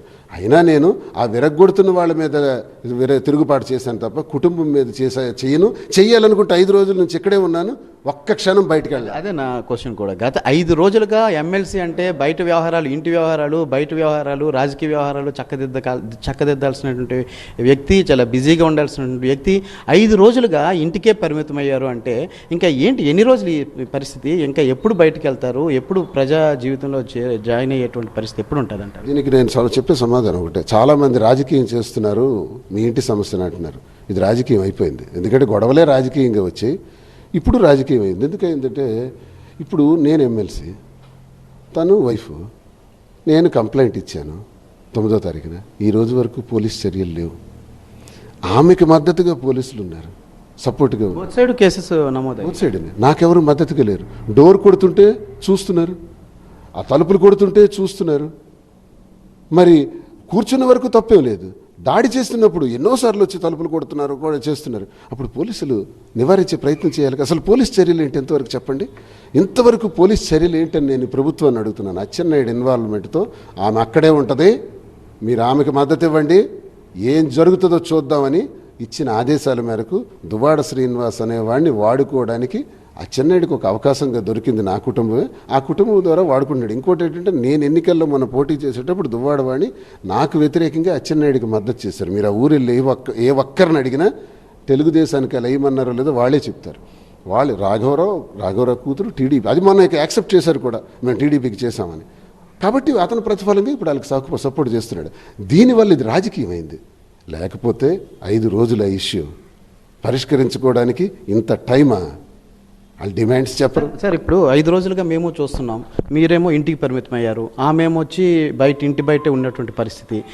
మీ ఆరోపణలు మీరు చేస్తున్నారు, ఆమె ఆరోపణలు ఆమె చేస్తున్నారు. ప్రాపర్టీస్కి సంబంధించి కూడా మేమేమో ఆవిడకి ఇవ్వాల్సింది అంతా ఇచ్చేసామని అంటున్నారు, ఆమెమో మాకు ఇవ్వాల్సింది ఏది ఇవ్వలేదు, ఇల్లు కూడా నాదేననేసి అంటున్నారు. కేవలం ఆరోపణలు, ప్రత్యారోపణలు, వాగ్వాదాలు ఇవే జరుగుతున్నటువంటి పరిస్థితి తప్పితే సమస్య పరిష్కారానికి ఏం చర్యలు తీసుకుంటున్నారు? ఈ ఆరోపణల బదులు ఫేస్ టు ఫేస్ ఏమైనా మాట్లాడే ప్రయత్నం చేస్తున్నారు, లేదంటే ఫ్యామిలీ గొడవలు అన్నప్పుడు కుటుంబ పెద్దల దగ్గర చాలా వరకు పరిష్కారం అయ్యేటువంటి అవకాశం ఉంటుంది. మీకు మంచి ఫ్యామిలీ ఉంది, వాళ్ళకి ఒక ఫ్యామిలీ ఉంది, ఇరు పెద్దలు కూర్చోవడం కానీ లేదా మధ్యవర్తిత్వం వహించడం కానీ ఇటువంటివి కూడా జరుగుతాయి. అంటే చట్టము, పోలీసుల కంటే కూడా ఫ్యామిలీ వ్యవహారాలు ఎక్కువగా పెద్దలు, ఈ కుటుంబ పెద్దలే కలుగు చేసుకొని సర్దుబాటు చేసే పరిస్థితి, చర్చించుకొని ఒక సహృద్భావ వాతావరణం చర్చించుకునే పరిస్థితి ఉంటే చాలా వరకు పరిష్కారం అయ్యే అవకాశం ఉంటుంది. కానీ ఈ విధంగా ఎన్నాళ్ళు మీరు ఇంట్లో ఉండడం, ఆవిడేమో ఇంటి బయట ఉండడం, ఈ ఆందోళనలు, ధర్నాలు, వాగ్వాదాలు ఇవి ఎంతవరకు ప్రత్యారోపణలు, ఆరోపణలు ఇవి పెరుగుతున్నాయి కానీ తరగని పరిస్థితి. సో ఏమైనా ఒక స్టెప్ వేసి ఫ్యామిలీలో లేదా మధ్యవర్తిత్వం ఎవరినైనా పంపించడమో ఇలాంటివి ఏమైనా చేసే ప్రయత్నం చేయకూడదా? ఎందుకు చేయకూడదు? చేయరా? అటువంటి ఆలోచన ఏం లేదా? నేను అందుకే మీకు అందరికీ చెప్పాను, ఆమె డిమాండ్ ఏంటో స్పష్టంగా మీ ద్వారానైనా ప్రజలకు తెలియజేస్తూ నాకు చెబితే నేను దానికి సాల్వ్ చేస్తాను అంటున్నాను. నాకు చెప్పితే 5 నిమిషాల్లో సాల్వ్ చేస్తాను. నాకు ఒక 2-3 నన్ను అడిగారు, సార్ మేము ఏమైనా ఇన్వాల్వ్ అయ్యి మాట్లాడచ్చు, మాట్లాడండి అన్నాను. మాట్లాడండి, పెద్దలు, మా కుటుంబ పెద్దలే, మాట్లాడండి, ఏంటో నాకు చెప్పండి, ఒక కాగితం మీద రాసుకుని నాకు ఇవ్వండి, నేను అన్నీ చేస్తాను ఎక్సెప్ట్ ఈ నివాసం ఏదైతే నా కోసం కట్టుకున్నానో ఇదొక్కటి తప్ప నా తదనంతరం ఎలాగా వాళ్ళకి వస్తుంది. ఎందుకంటే ఇదొక్కటి కూడా నేను ఇవ్వలేను అంటున్నాను. ఆ 6 కోట్ల రూపాయలతో కట్టించినటువంటి ఇల్లుకే తాళం వేసి బయటికి పంపావు. ఇక్కడ నేను కట్టుకుని రీసెంట్గా కట్టినటువంటి ఈ గృహానికి ఇంక పూర్తి కాలేదు, దీనికి తలుపులు విరగొట్టి డోర్లు కోసం దీనికి తాళం వేస్తే నేను ఎక్కడికి పోవాలి? ఇంకా నా బ్రతుకు ఎవరు చూస్తారు? దౌర్భాగ్యమైన పరిస్థితుల్లో ఉన్నాను. ఈ నివాసం కూడా కోల్పోతే నిజంగా నేను ఇంకా చావే నాకు శరణ్యం. ఇంత ధైర్యమైనటువంటి దువ్వాడ శ్రీనివాసకు కూడా ఆ పరిస్థితి కూడా ఏర్పడుతుంది. ఏ చెట్టు కింద ఉండాలి? చెట్లు కింద పెట్టి మాట్లాడి, కారులో పడుకొని, అలాగే పలాసాలో మా అమ్మ దగ్గర కొన 1 సంవత్సరం ఉండి, లాడ్జుల్లో ఉండి గడిపాను. ఎన్నాళ్ళు మళ్ళీ అటువంటి జీవితం గడపాలి? నాకు ఒక కేర్ ఆఫ్ అడ్రస్ ఉంది. ఆ కేర్ ఆఫ్ అడ్రస్ని నేను ఎలా కోల్పోవాలి? ఈ కేర్ ఆఫ్ అడ్రస్ ఉండాలి నేను బ్రతికున్నంత వరకే నన్ను ఉద్దేశంతో ఈ ఒక్క ఇంటిని ఇవ్వలేను అంటున్నానే తప్ప మిగతావన్నీ ఆన్ ద స్పాట్ చేస్తాను. ఇంకేంటి చేయాలో చెప్పమనండి. అదే మీరే ఎవరైనా సూటబుల్ పర్సన్స్ని సెలెక్ట్ చేసుకొని పంపించవచ్చు కదా. అడిగారు, వాళ్ళకి మాట్లాడమని చెప్పాను, ఏమేం కావాలో రాసివ్వమని చెప్పండి, అవన్నీ చేస్తాను. నేను ఎప్పుడూ చెప్తున్నాను సార్, ఇప్పుడు ఎన్నికలకు ముందు చెప్పాను, ఎన్నికల ముందే, ఎన్నికలుగా నా ఎలక్షన్కి ఒక 20 రోజుల ముందే నా టైము వెరీ టైట్, ఆ టైట్ షెడ్యూల్లో కూడా వెళ్ళి ట్రాన్స్ఫర్ చేశాను, రిజిస్ట్రేషన్ చేశాను. అలాగే ఈ బిల్డింగ్ అనేది చిన్నపాటి లోన్ ఉంది, అది క్లియర్ చేసేయాలి. అది కూడా ఓ 15 లక్షలు తక్కువ ఉంది, అది క్లియర్ చేసి ఆ బిల్డింగ్ కూడా ట్రాన్స్ఫర్ చేస్తాను. ఇంకేంటి చేయాలి చెప్పండి? ఇదొక్కటే నేను చేయలేను అంటున్నాను. నేను మీకు చెప్పిన అదే, తనకు చెప్పిన అదే, మధ్యవర్తులకు చెప్పిన అదే. అంటే ఒకటి, ఇప్పుడు టెక్కల్ అనేది మాకు ఒక పొలిటికల్ బ్యాక్గ్రౌండ్ ఉంది, టెక్కలి మా స్వస్థలం. ఇక్కడ ఉండి వాళ్ళు ఈ వివాహేతర సంబంధాలు ఇవి నెరిపితే మేము ఎలా తట్టుకోగలం అనేది కూడా ఒక క్వశ్చన్ ప్రధానంగా. అంటే ఈ ఆస్తులు, ప్రాపర్టీస్ ఇవన్నీ ఒక ఎత్తు అయితే, ఆ సెంటిమెంట్స్, ఆ ఫీలింగ్స్ అనేటువంటివి కూడా ఒక ఎత్తు కదా. దానికి సంబంధించి కూడా వాళ్ళు ప్రధాన డిమాండ్, మా ఊర్లోనే మా కళ్ళ ముందే వాళ్ళు ఆ విధంగా ఉంటే మేము ఎలా తలెత్తుకు తిరగాలనేది కూడా అంటున్నారు. దానికి ఏమైనా మీ ఊరు ఎంత కొన్నారు? కామెడీ మాటలు. ఈ భారతదేశంలో డెమోక్రటిక్ స్టేట్లో జ్యూరిస్డిక్షన్ ఫిక్స్ చేసే అధికారం నీకు లేదు. తెలుగు తక్కువ మాట్లాడద్దు, నా ఇష్టం. నేను ఎక్కడైనా ఈ అఖండ భారతదేశంలో నేను ఉంటాను, టెక్కల్లో ఉంటాను. టెక్కల్లోంచి వెళ్ళిపోతే నీ సమస్య క్లియర్ అయిపోతుంది అంటున్నావు. అసలు లక్కన ఏంటి? What is your secret? అంటే రాజకీయాలకి దువ్వాడ శ్రీనివాస్ తన జీవితానికి ప్రతిబంధకం. నేను ఇక్కడి నుంచి పక్కకి వెళ్ళిపోతే దువ్వాడవాణి హైలైట్ అవుతుంది. అది స్వార్థం. కాబట్టి దువ్వాడ శ్రీనివాస్ ఇక్కడ ఉండకూడదు, వాడిని సస్పెండ్ చేసేయాలి, వాడిని ఎమ్మెల్సీ తీసేయాలి, వాడికి ఇక్కడ ఇల్లు ఉండకూడదు, వాడు ఇక్కడికి 10 కిలోమీటర్లు దాటి ఎక్కడైనా వాడు ఉండొచ్చు ఈ బౌండరీ దాటి అంటే. బౌండరీ నువ్వేమైనా ఫిక్స్ చేసావా? బౌండరీ ఎంత కొన్నావు? ఏది అగ్రిమెంట్? ఈ టెక్కల నియోజకవర్గాన్ని ఎంత కొన్నావు చూపించు తల్లి. ఏంటో తెలివి తక్కువ మాటలు. జ్యూరిస్డిక్షన్ ఫిక్స్ చేయడానికి నువ్వెవరు? నేను ఇక్కడే ఉంటా, ఇక్కడే రాజకీయాలు చేస్తా, చచ్చే వరకు ప్రజలతో ఉంటా, చచ్చే వరకు ఎలాగా నాది ఉద్యమ నేపథ్యమే, ప్రజా జీవితమే, ప్రజలతో కలిసి పోరాటాలే నా జీవితం. 18 సంవత్సరాలు నా జీవితంలో పోరాటాలు చేసిన వచ్చిన నేపథ్యం. అది చచ్చే వరకు దువ్వాడ శ్రీనివాస్ ఆఖరి ఊపిరి వరకు వదలడు, పోరాటం చేస్తూనే ఉంటాడు. నువ్వెవరు నాకు చెప్పడానికి? సార్ మరి అదే పరిస్థితిలో మాధురి పరిస్థితి ఏంటంటారు? అంటే ఇప్పుడు ఆమె సూసైడ్ మైండ్తో ఉన్నారు అన్నారు, ఇప్పుడు ఆమె ఒంటరిగా ఉన్నా సరే రేపు పొద్దున ఈ కమిట్ అయి ఉన్నారు కాబట్టి ఏదైనా జరిగే అవకాశం ఉందా అన్నటువంటి పరిస్థితి. సో ఇప్పుడు ఆమెకి ఏ విధంగా భరోసా ఇవ్వబోతున్నారు? మరి ఇప్పుడు 5 రోజులుగా మీరు ఇంటికే పరిమితం అయ్యారు, ఏమైనా వైజాగ్ వెళ్ళి ఆమెని పరామర్శించే అవకాశం ఉంటుందా? తర్వాత అయినా సరే ఆమెని ఏ విధంగా, మరి ఆ మైండ్ సెట్ ఉన్నటువంటి పర్సన్కి ఏ విధంగా భరోసా ఇవ్వబోతున్నారు ఏంటి? ఎవరు ఏమనుకున్నా ఆమెకు భరోసా ఇవ్వాల్సిన అవసరం నాకు ఉంది. ఎందుకంటే మా వల్లే రాజకీయాల్లోకి వచ్చి మా వల్లే నాశనం అయిపోయింది, అందరికీ దూరం అయిపోయింది, ఒంటరి అయిపోయింది. ఈ ఇబ్బందుల్లో ఎవరెవరో దుర్భాషలు ఆడొచ్చు, తప్పుడు సమాచారాలు, తప్పుడు మాటలు ఆడొచ్చు. 58 సంవత్సరాల వయసులో నాకు ఆ అమ్మాయితో రకరకాల వ్యవహారాలు, ఏ ఉద్దేశంతో ఇవన్నీ మాట్లాడతారో తెలుసు. ఆ ఉద్దేశమే ఎప్పుడూ ప్రధానంగా ఉండదు. నేను ఆ అమ్మాయికి రక్షణగా ఉంటాను, అందులో డౌట్ ఏం లేదు. ఆమెకు జరిగిన అన్యాయానికి ఇప్పుడు వెళ్ళలేకపోతున్నాను. వెళ్తే నాకున్న కాన్సిక్వెన్సెస్ నాకుంటాయి. నేను ముందు నా జీవితం నేను సెట్ చేసుకోవాలి, వాళ్ళకి ఏం కావాలో ముందు సెట్ చేయాలి. నా పిల్లలకి ఇక్కడి నుంచి ఇంకా ఏం చేసుకోవాలో అది కూడా నేను ఆలోచించుకోవాలి. ఒకవైపు తన్ను కూడా నేను చూడాలి. ఈ బాధ్యతలన్నీ నాకున్నాయి. వీటన్నిటికి మించి నా రాజకీయ జీవితం కూడా నాకుంది. ఎప్పటికల్లా వీటికి పరిష్కారం దొరికే అవకాశం ఉంటుంది అంటారు? వాళ్ళు అలాగ ఎక్స్టెండ్ చేస్తున్నారు దాన్ని. ఇది మార్గం కాదు సార్. మీకు ఎప్పుడైనా సమస్య పరిష్కారం 4 గోళ్ల మధ్య అవుతుంది. ఆ సమస్య పరిష్కారం కాకూడదు అంటే మనం బయటకు ప్రచారం చేసామనుకోండి, అది సమస్య పరిష్కారం కాదు. నిన్ను దొంగ అని మీకు ఈ 4 గదుల మధ్యలో ఉంటే నేను ఎందుకు దొంగ అన్నానో చెప్పి మీకు దొంగ అన్నానని చెప్తే మీరు మార్పుకోవడానికి ప్రయత్నిస్తారు. 10 మంది మధ్య 100 మంది మధ్య అన్నాను అనుకోండి, మీరు మారరు, తిరుగుబాటు చేస్తారు. అదే సహజమైనటువంటి గుణం. ఏదైనా 4 గోళ్ల మధ్య చర్చించుకోవాలి. భార్యాభర్తలు అనేవాళ్ళు 4 వాల్స్ మధ్య 30 సంవత్సరాలు కాపాడినవాడిని కొద్ది రోజులైనా కాపాడలేవా? ఒక్క రోజైనా కాపాడవా? గృహధర్మాన్ని ఒక్కరోజు పాటించవా? నువ్వు నన్ను నాశనం చేసావు, ఆ మాధురిని నాశనం చేసావు, నియోజకవర్గంలో పార్టీని నాశనం చేసావు, అధిష్టానానికి తప్పుడు సమాచారం ఇచ్చి అది నాశనం చేసావు, పిల్లల్ని నాశనం చేసావు, నాశనం చేస్తున్నావు కూడా. నువ్వు కూడా నాశనం అయిపోయినావు. సార్ ఇష్టాలు చట్టాలు అవన్నీ ఒక ఎత్తు అయితే, ఒక నైతికత, సమాజం విలువలు అనేవి కూడా ఒక ఇంపార్టెంటే కదా. మరి ఈ మాధురి రిలేషన్కి సంబంధించి వాటిపై కూడా చాలా విమర్శలు వినిపిస్తున్నాయి. పైగా పొలిటికల్ లైఫ్లో ఉన్నారు. ఏంటంటారు ఈ రిలేషన్? మరి ఇంకా అంతేనంటారా? ఇంకా రిలేషన్ అదే మీకు చెప్పాను సార్. రిలేషన్ అనగానే శారీరకమా? నా వల్ల మా కుటుంబం వల్ల నాశనం అయిపోయిన జీవితం. సరే మీరు అలా చెప్తున్నారు. ఎంతోమంది మా వాళ్ళు ఇబ్బంది పడిన వాళ్ళు, లేకపోతే రాజకీయంగా అవకాశం రాని వాళ్ళు, వాళ్ళకి నేను చూశానే, వ్యాపారాల్లో సహకరించాను. మరి అందులో మహిళలు ఉన్నారు, మేల్ ఉన్నారు, ఫిమేల్ ఉన్నారు, అందరికీ చేసాం. ఎప్పుడూ రాని విమర్శలు ఇక్కడే ఎందుకు వస్తున్నాయి సార్? ఈరోజు మా వల్లే నష్టపోయింది కాబట్టి, వాళ్ళ కుటుంబాలు కూడా వాళ్ళని వదిలేసినాయి కాబట్టి ఈ క్షణంలో ఆమెకు భరోసాగా ఉండాలని మానేయమంటారా? చెప్పండి మరెందుకు? కొన్ని ప్రజలందరూ నువ్వు వదిలే, మాధురి విషయం నువ్వు దృష్టి పెట్టకు, వాణికి నువ్వు పిల్లలకు నేను చూసుకుంటాను, వాణికి నేను ఎట్టి పరిస్థితుల్లో డివర్స్ అనేది అయిపోయింది, పిల్లలు నా బాధ్యత, ఫస్ట్ నా ప్రాబ్లం పిల్లలు నా బాధ్యత, నేను అవి చూసుకోవాలి, నా బిడ్డలు నా రక్తం, అలాగే ఆమెను డివర్స్ ఇస్తున్నాను ఆమె బిహేవియర్కి. సరే మాధురికి పూర్తిగా ఈ క్షణం నుంచి నువ్వు ఆమెకు పట్టించుకోవడానికి వీల్లేదని చెప్తే ఓకే, మరి ఏం చేద్దాం? అది కరెక్ట్ కాదు. అలా ఎవరైనా చెప్తే కానీ నేను కరెక్ట్ కింద నేను ఒప్పుకోను. నా మనసు చెబుతుంది ఆమెకు కూడా భరోసాగా ఉండాలని, నేను చేస్తాను. దీనికి ముందు వ్యక్తిగతం అండి, తర్వాతే సంఘపరం అండి. వ్యక్తిగతంగా నేను సంఘర్షణలతో నలిగిపోతూ సంఘపరంగా కూడా ఇప్పుడు ఆలోచిస్తే 4వ సమస్య నాకు యాడ్ అవుతుంది. సంఘపరంగా తర్వాత ఆలోచిస్తాను, ముందు వ్యక్తిగతంగా నేను ఆలోచిస్తున్నాను. ప్రజలకి మీ అభిమానులకి ఏం చెప్పదలుచుకున్నారు ఈ యొక్క ఇష్యూలో? ప్రజలకు నేను ఒకటే తెలియజేస్తున్నాను, ప్రజలు విజ్ఞులు. నా దృష్టిలో ప్రజలు దేవుళ్ళు. ప్రజలు దేవుళ్ళే అని నమ్మి నా జీవితాంతం ఇప్పటికి 25 సంవత్సరాల నుంచి ప్రజల మధ్య కష్టపడుతున్నాను, ఉద్యమాలు చేశాను, జైళ్ళకి వెళ్ళాను, కేసులు పడ్డాను, ప్రజలతోనే కలిసి జైల్లో ఉన్నాను, ఇవన్నీ చేశాను. ప్రజల మీద నాకు అపారమైన విశ్వాసం. వాళ్ళ పాదాలకు నా శిరస్సు వంచి నమస్కరిస్తూ ప్రజలందరికీ అన్న, చెల్లెమ్మ, అక్క, తమ్ముడు, సర్వసభ్య సమాజంలో ప్రజలందరికీ కూడా నా అప్పీల్ ఒకటే. నా కుటుంబంలో జరిగినటువంటి ఈ వివాదాలన్నిటికీ ఎలా దీన్ని అర్థం చేసుకోవాలనే ఆలోచన, శక్తి, విజ్ఞత మీకే ఉంది. నేను ఒకటే కోరుకుంటున్నా, మీరు తలుచుకుంటే అందలానే ఆకాశానికి ఎత్తగలరు, తలుచుకుంటే అధోపాతాళానికి తొక్కేయగలరు.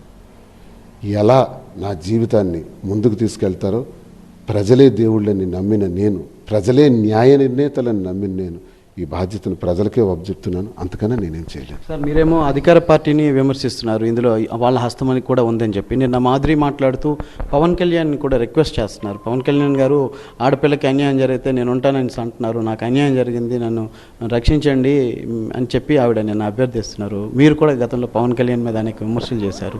సో ఇప్పుడు ఆమె అభ్యర్థిని పవన్ కళ్యాణ్ కోరటాన్ని ఏ విధంగా చూస్తారు? నేను విమర్శలు చేసేటప్పుడు ఆయన ప్రతిపక్ష నాయకుడు. ఇప్పుడు తను ఒకవేళ ఆ రకంగా అభ్యర్థించుంటే, నేను వినలేదు, అభ్యర్థించుంటే దానికి కారణం ఆయన ఇప్పుడు డిప్యూటీ చీఫ్ మినిస్టర్. మహిళలకు అన్యాయం జరగడానికి అవకాశం లేదని అన్నారు, నేను ఒప్పుకోనన్నారు. ఇప్పుడు ఈ వివాదాన్ని పరిష్కరించడమని ఆమె కోరుంటారేమో, నేను ఆ క్లిప్పింగ్ వినలేదనుకోండి, తప్పేముంది, ఉప ముఖ్యమంత్రి గారు కాబట్టి కోరుంటారు. గతంలో మీరు కూడా పవన్ కళ్యాణ్ 3 పెళ్ళిళ్ళు చేసుకున్నారని చెప్పేసి అతని కుటుంబ వ్యవహారాలపై మాట్లాడినటువంటి పరిస్థితి చాలా తీవ్రంగానే విమర్శించారు, ఆరోపణలు చేశారు. ఇప్పుడు అదే సమస్య ఇప్పుడు మీ ఇంట్లో ఉంది. వీటిని కంపేర్ చేస్తే ఏ విధంగా చూడాలంటారు? అంటే అక్కడ మేము ఎక్కడ స్పందించాల్సి వచ్చిందంటే, మొదటి భార్యను ఆయన విడాకులు తీసుకునే దానిలో మేమేమి మాట్లాడలా. మాకు వచ్చిన ఇన్ఫర్మేషన్, ఇప్పుడు అపోజిషన్ రూలింగ్ ఎలా ఉంటాయంటే, ఆ ఎదుటి వ్యక్తిలో ఉన్నటువంటి లోపాలను తీసి మాట్లాడతాం. ఇప్పుడు నాలో లోపాలు తీసి ఎలా మాట్లాడుతున్నారు అందరూ, అలాగే మాట్లాడతాం. సో ఆ లోపాలు ఎదిగేటప్పుడు మొదటి భార్య దగ్గర పవన్ కళ్యాణ్ గారు విడాకులు తీసుకోవడం తప్పులేదు, రెండో భార్యని రేణుదేశాయిని వివాహం చేసుకోవడం కూడా తప్పులేదు. కానీ రెండో భార్యకి వివాహం చేసుకున్న తర్వాత విడాకులు కాకుండానే మూడో భార్యకి ప్రెగ్నెన్సీ వచ్చింది అన్నట్టు, గర్భం దాల్చారు అన్నది ఆవిడ ఆరోపించారు, నేను కాదు, రేణుదేశాయి గారు ఆరోపించారు. రేణుదేశాయి గారు ఆరోపిస్తున్నారు కదా ఈ విధంగా, దాని మీద మీరు స్పందించాలి అని అడిగాం. ఆయన స్పందించలేదు, ఆయన ఇష్టం, అది స్పందించాల్సిన అవసరం ఏం లేదు. మేము అడిగేసినంత మాత్రాన పవన్ కళ్యాణ్ గారికి స్పందించవలసిన అవసరం లేదు. సభ్య సమాజం అడిగింది, మరి ప్రపోజల్లో ఉండేటప్పుడు అడగాలి కాబట్టి నా గొంతు కూడా వినిపించాం తప్ప, పవన్ కళ్యాణ్ గారిని నేను తప్పు పట్టడమో, ఆయనకే పరిస్థితులు వచ్చాయో, ఇప్పుడు నాకున్న పరిస్థితులు నాకు తెలుస్తున్నాయి.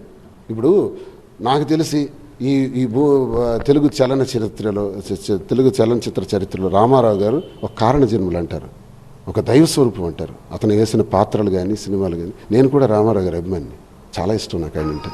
రామారావు గారి అభిమానిగా అన్ని సినిమాలు ఆయన చూశాను.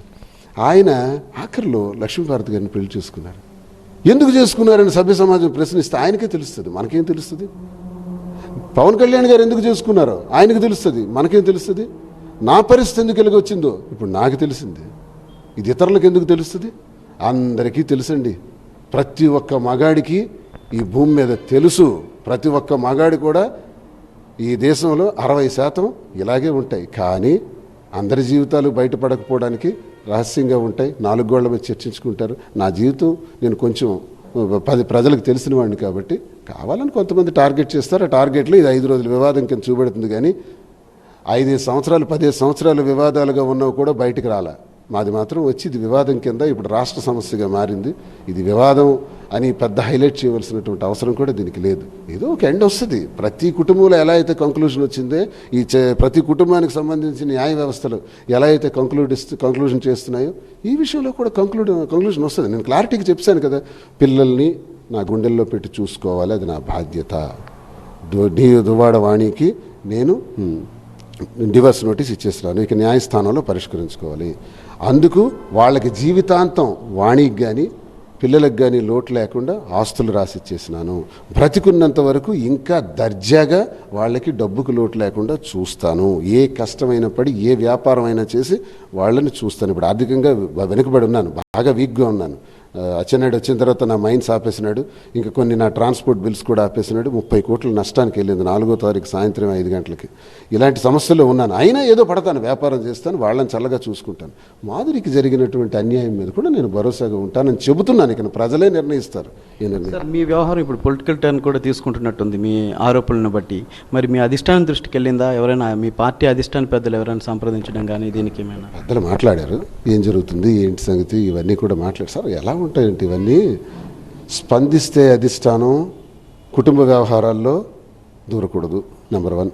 ఇప్పుడు పోలీసు ఉన్నారు, పోలీసు వారు నేను అడుగుతూనే ఉన్నాను 5 రోజులు చేయమంటున్నారు. సార్ కుటుంబం సార్ మేము ఏం చేయగలం అంటున్నారు.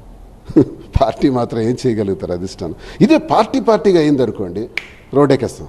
కుటుంబపరం కాబట్టి పార్టీలు కూడా ఇన్వాల్వ్ కావు. వాళ్ళు ఏం తేల్చుకుంటారో ఎలా తేల్చుకుంటారో అధిష్టానం కూడా మాకు చెప్తుంటారు, జాగ్రత్త, ఏదైనా ఇబ్బంది ఉంటే మాకు చెప్పు, ఇలా ఉంటే చూడు, జాగ్రత్తగా డీల్ చేసుకో. మీరు ఇప్పుడు అన్నట్టే వాళ్ళు చెప్తుంటారు. ఆ రకంగా మేము ముందుకు వెళ్తుంటామే తప్ప అధిష్టానం ఇన్వాల్వ్ అయ్యే సబ్జెక్ట్ కాదు, ఇది సమస్య కాదు. ఇది అధిష్టానానికి దీనికి సంబంధం లేదు. ఇది వ్యక్తిగత విషయం, కుటుంబ విషయం, పర్సనల్, పబ్లిక్ది కాదు. పబ్లిక్ దీన్ని చేశారు, వాణి దువ్వాడ చేసింది దీన్ని, పబ్లిక్ పెద్ద సబ్జెక్ట్ చేసింది. మీకు చెప్పాను కదా, బహిరంగంగానే తను ఏదైనా డీల్ చేస్తుంది. 4 వాల్స్ మధ్య ఏది డీల్ చేసే మెకానిజం ఆమెకు లేదు జీవితంలో, అందుకే ఫెయిల్ అయిపోయింది. 4 వాల్ మెకానిజం అనేది ఉండుంటే ఈ జీవితం ఏనాడో బాగుపడేది.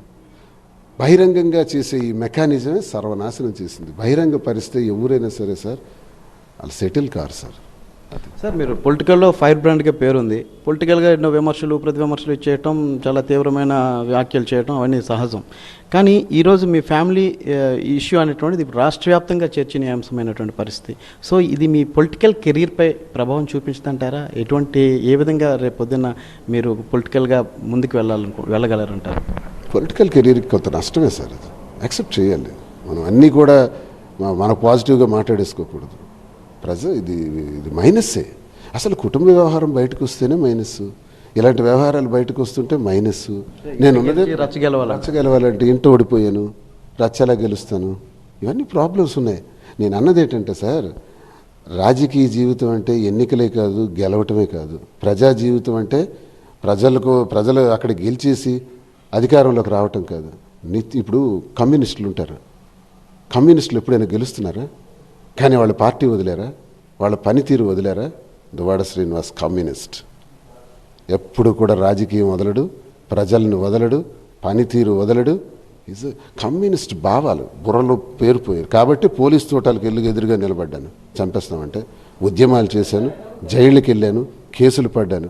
ఏ అధికార పార్టీ సాధారణంగా రాజకీయాల్లోకి రావాలి, నేను ఎమ్మెల్యే అవ్వాలి, ఎంపీ అవ్వాలి, ఇదే నా జీవితాశయం అనుకునేవాడు ఎవడైనా ఉద్యమాలు చేస్తాడా?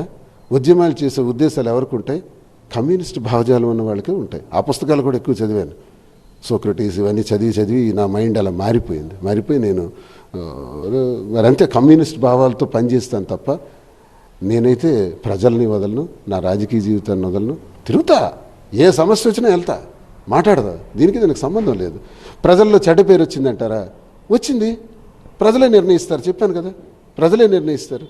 నా పనితీరుని బట్టి ప్రజలు అవకాశం ఇస్తారేమో, వ్యక్తిగతాన్ని బట్టి ప్రజలకి బాధ కలిగినవచ్చు, కరెక్ట్ శ్రీని చెప్పింది కరెక్ట్ అని అనుకోవచ్చు, ఇది మంచి అనుకోవచ్చు, చెడు అనుకోవచ్చు, వేరే విషయం.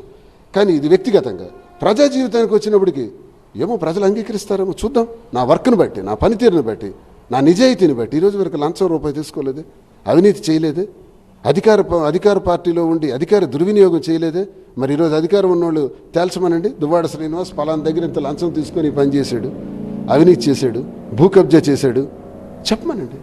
దర్జా సార్, నిజాయితీ అయిన మాటలు, fire brand talks. Fire brands ఎవరు అవుతారో తెలుసా? నిజాయితీ పరుడే అవుతాడు. 4 డబ్బులు తీసుకునేవాడు ఫైర్ బ్రాండ్ కాలేడు. మాకున్న క్యారెక్టర్ అది. ఫైర్ బ్రాండ్ క్యారెక్టర్ అంటే నిజాయితీ. అందుకే దువ్వాడ శ్రీనివాస్ ఫైర్ బ్రాండ్, అందులో లోటు లేదు. ఇది ప్రజా జీవితంలో. ఇంటికి వచ్చేటప్పటికి సమస్యలు. ఏం చేస్తాను సార్? మాధురి హెల్త్ కండిషన్ ఎలా ఉంది, ఏమైనా మాట్లాడారా? పోనీ డాక్టర్ గారితో మాట్లాడాను. ఇక్కడ 22 సెంటీమీటర్ల ఎంతో బ్లడ్ క్లాటింగ్ ఉంది. అది 24 అవర్స్ తర్వాత మాకు తెలుస్తుంది. రాత్రి సిటీ స్కాన్ చేసాం. అది పెరుగుతుందా తగ్గుతుందా చెప్పాను కదా. బ్రెయిన్కి ఎప్పుడైనా దెబ్బలు తగిలేటప్పుడు 1 రోజులోనూ వారం రోజుల్లోనూ నిర్ధారించలేం. అది పెరగవచ్చు, తగ్గిపోవచ్చు. బ్రెయిన్ తాలూకా దెబ్బలు అలాగే ఉంటాయనేది నేను చాలామందికి చూశాను. డాక్టర్స్ కూడా నాకు అదే చెప్పారు. డాక్టర్ గారు కూడా ఇంకా మేము అబ్జర్వేషన్లో ఉంచాలి సార్. అదృష్టవశాత్తు ఏంటంటే ఇవన్నీ ఒళ్ళు బాడీ మొత్తం నొప్పులు ఉన్నాయి తప్ప ఫ్రాక్చర్స్ జరగలేదు. నొప్పులు అయితే తీవ్రంగా ఉన్నాయి, ఫ్రాక్చర్స్ జరగలేదు. తలకు గాయం తగిలింది, అది అబ్జర్వేషన్లో చూసి పెడతాము. తలకే తగిలింది. ఇవన్నీ బాడీ అంతా క్రష్ అయింది, దానివల్ల పెయిన్స్ ఉన్నాయి. బెలూన్ వచ్చి దబ్బును కొట్టేటప్పుడు ప్రొటెక్షన్ వచ్చినప్పటికీ కూడా కొంత ఇది లోపల ఇది జరుగుతుంది, క్రాష్ అయ్యేటప్పుడు జరుగుతుంది. అప్పుడు హాస్పిటల్లో ఆమెకి ఎవరినైనా పెట్టారా సపర్ చూసుకోవడం? వాళ్ళ కుటుంబ సభ్యులు ఉన్నారు, అందరూ వెళ్ళారు. వాళ్ళ కుటుంబ సభ్యులందరూ అక్కడికి చేరారు. వాళ్ళ ఫ్యామిలీ వచ్చిందా అంటే దూరంగా ఉన్నాను అని? మరో విషయం ఏంటంటే ఆమె భర్త కూడా రెస్పాండ్ అయ్యారంట. ఏదో ఆడియో వచ్చిందని విన్నాను నేను. భర్త కూడా చాలా పాజిటివ్గా రెస్పాండ్ ఏమన్నారు? నాకు ఆడియో నా దగ్గరికి ఇంకా వస్తుంది, నాకు రాలేదు, అలా స్ప్రెడ్ అయింది, మీ దగ్గరికి రాలేదు ఆడియో. నేను అడుగుతాను. భర్త కూడా ఇది అన్యాయం, ఇది తప్పు, నా వైఫ్ని ఇలాగా దుర్భాషలాంటి మాట్లాడితే మాత్రం నేను కోర్టుకు కూడా వెళ్తాను, కేసులు ఫైల్ చేస్తాను, ఇలా వ్యక్తిత్వ హననం చేసి మాట్లాడటం కరెక్ట్ కాదని రెస్పాండ్ అయ్యారని. ఆరోపణల వల్లే ఆమె భర్తకు దూరం అయ్యారు, నేను రోడ్డున పడ్డానని ఆమె ఆరోపించారు. భర్త ఫారెన్లో ఉన్నారు, కానీ ఇప్పుడు జరుగుతున్న పరిణామాలకు రెస్పాండ్ అయ్యాడంట. అంటే వాళ్ళ కుటుంబ సభ్యులు కూడా ఇంతవరకు ఆమెకి ఒంటరి చేసేసిన పరిస్థితులు ఇప్పుడు జరిగిన పరిణామాల్లో ఎవరు విడిచిపెట్టుకుంటారు సార్? ఇప్పుడు ఆయన భరోసా ఇస్తున్నారా ఏమైనా? భరోసా అని నేను ఆడియో వినలా, మీరు చెబుతుంటే, మీరు ఇంటర్వ్యూకి అని వచ్చేటప్పటికే నాకు తెలిసింది. ఇప్పుడు వింటాను, అవసరమైతే అది విని ఏదో మీకు కావాలంటే పంపిస్తాను, అది నేను రప్పించుకొని మీకు పంపిస్తాను. ఆయన ఎక్కడ ఉన్నారండి ఇప్పుడు? నాకు తెలిసి యూఎస్లో ఇక్కడ ఉన్నారు. అంటే చెప్తున్నాను, కష్టం వచ్చింది కాబట్టి అందరూ ఇప్పుడు ఆమెకి మద్దతుగా వెళ్ళారు. అందరూ మీరే వెళ్ళలేని పరిస్థితి, ఇంత సన్నిహితులు, గైడు, స్నేహితులు. దురదృష్టం, వెళ్ళకపోవడం తప్పే, అన్యాయం. మరి ఏం చేస్తాను, నా పరిస్థితి. హాస్పిటల్ నుంచి కోలుకున్నాక ఎక్కడ ఉంటారు ఆమె, ఏంటి తెలియదు సార్. ఇప్పుడు ఆమెకి ఆస్తులకు లోటు లేదు, బ్రతకడానికి లోటు లేదు, డబ్బు నాకన్నా కావలసినంత డబ్బు ఉంది ఆమె దగ్గర. వైజాగ్లో మంచి అపార్ట్మెంట్స్ ఉన్నాయి, పెట్రోల్ బంక్ సొంతంగా ఉంది, ల్యాండ్స్ ఉన్నాయి, వ్యాపారాలు ఉన్నాయి. ఏదైనా వ్యాపారం చేయాలంటే చేయగల తెలివితేటలు ఉన్నాయి, మహా నాలెడ్జ్ ఉంది బిజినెస్లో. ఆమెకేమీ మనం ఆర్థిక సహకారాలు చేసేయాల్సిన అవసరం లేదు. తిరిగి నాకు అప్పిస్తుంటుంది ఆమె. నేనే 2 కోట్లు తిరిగి ఇవ్వాలి, ఇప్పుడు 2 కోట్ల పైచిలకే ఇవ్వాలి. ఈ బిల్డింగ్ కట్టేటప్పుడు కూడా కొంత అమౌంట్ ఇచ్చింది. అలాగే ఎన్నికల్లో పోటీ చేసేటప్పుడు కూడా ఒక 2 కోట్ల వరకు ఖర్చు పెట్టింది. నేను ఇవ్వాలి డబ్బులు. ఆమె నాకు ట్రాప్ చేసింది. నాకు ఏముంది వాడు శ్రీనివాస్, అధికారం కోల్పోయి, డబ్బులు కోల్పోయి, ఆస్తులు కోల్పోయి, ఆమె మీరంటేనే ఎందుకు అంత దీనిగా ఉన్నారు? మరి ఆమె నాలో గౌరవాన్ని గుర్తించి, నేను ఆమెకు భరోసాగా ఉండే స్థితిని గుర్తించి, ఏమి మరి ఎందుకు ఆమె అభిప్రాయం నాకు తెలియదు. కాకపోతే అడగలేదా మీరు ఎన్నాళ్ళ పరిచయంలో? నేను అన్నాను, నా దగ్గర ఏముంది, నేనేమైనా పోనీ అందరూ అనుకునేట్టు సభ్య సమాజం అందరూ సభ్యులు, నాకు 58 ఏళ్ళు వయసు, 2 నీకన్నా చాలా పెద్ద. నేను ఆస్తుల పరంగా చూసుకుంటే ఆస్తులు లేవు, ఏవీ లేవు నా దగ్గర, డబ్బులు లేవు. పోనీ రాజకీయంగా ఒక ఉన్నత స్థాయిలో ఉన్నానంటే అది లేదు, అపోజిషన్లో ఉన్నాను. ఈ పదవి అన్నాళ్ళు 2 సంవత్సరాలు 3 సంవత్సరాలు పోతుంది, తర్వాత నా పరిస్థితి ఏంటి అని అన్నాను. నేను చాలాసార్లు అన్నాను ఆమెకి, ఎందుకో సార్ మీరు గౌరవప్రదమైన వ్యక్తి, మీరంటే నాకు గౌరవం, ఇష్టం అన్నది, అంతే. అంత తప్ప ఇంకా దీన్ని ఎవడెవడో ఏదేదో నాకు ఈ 2 ఏళ్ళు మా ఇంటి నుంచి దూరం చేసిన తర్వాత, తాళాలు కూడా వేసి పంపించేసిన తర్వాత రోజు క్యారేజ్ వస్తుంది. ఇక్కడ ఇంటికి పని మనుషులను పెట్టింది పని. ఆ పని మనుషులకు ఏంటి వండారు, ఎలా వండారు, సరిగ్గా పెట్టారా లేదా, బట్టలన్నీ ఉతికించారా లేదా, రెడీ చేశారా లేదా, ఆయన మీటింగ్లకు వెళ్తారు, అన్నీ రెడీ చేయండి అని చెప్తుంటుంది, వస్తుంటుంది, వెళ్తుంటుంది. ఇదంతా నిజం. ఆమె భర్త నుంచి ఎప్పుడు విడిపోయారు, ఎప్పటి నుంచి మీ దగ్గర? ఈ గొడవలు అయిన తర్వాత నాకు తెలిసి 1.5 years అయిపోయింది. 1.5 years అయిపోయింది. ఇప్పుడు నేను ఇన్సిడెంట్స్ చూస్తున్నానంటే, ఆవిడకి ఎప్పుడైతే యాక్సిడెంట్ అయిందో, ఎప్పుడైతే అన్యాయం జరిగిందో, వాళ్ళ పేరెంట్స్ వాళ్ళు వెళ్ళటం, ఆయన అక్కడి నుంచి రెస్పాండ్ అవ్వడం జరిగిందని విన్నాను. మొత్తానికి తన ఆవేదనని అంతా కూడా ఎమ్మెల్సీ వెలగక్కారు. అది ఇప్పటికీ ఆయన కూడా ప్రయత్నం చేస్తున్నామని చెప్పారు. ఓవైపు చట్టపరంగానే ఈ యొక్క సమస్యను పరిష్కరించాలనే ప్రయత్నంతో పాటు, మరోవైపు కొంతమంది పెద్దలను కూడా సంప్రదించాను. వాళ్ళతో కూడా వెళ్ళి ఆమె డిమాండ్స్ ఏంటో చర్చించి నా దృష్టికి తండి, దానికి తన వీలైనంత వరకు పరిష్కరించేందుకు అంగీకారంగానే ఉన్నానని చెప్తున్నారు. అంటే అందులో కూడా ఏవైనా సమస్యలు ఉంటే మ్యాక్సిమం పరిష్కరిస్తాను, ఈ ఇల్లు తప్ప అనేది. అంటే ప్రధానంగా ఇంటి చుట్టే కూడా ఇప్పుడు ఈ యొక్క ఇది జరుగుతున్న చెప్తున్నటువంటి నేపథ్యంలో ఈ ఇల్లు తప్ప మిగతా సమస్యలు ఏమున్నా సరే నేను పరిష్కరించడానికి ముందుకు వస్తానని కూడా ఎమ్మెల్సీ దువ్వాడ శ్రీనివాస్ చెప్తున్నారు.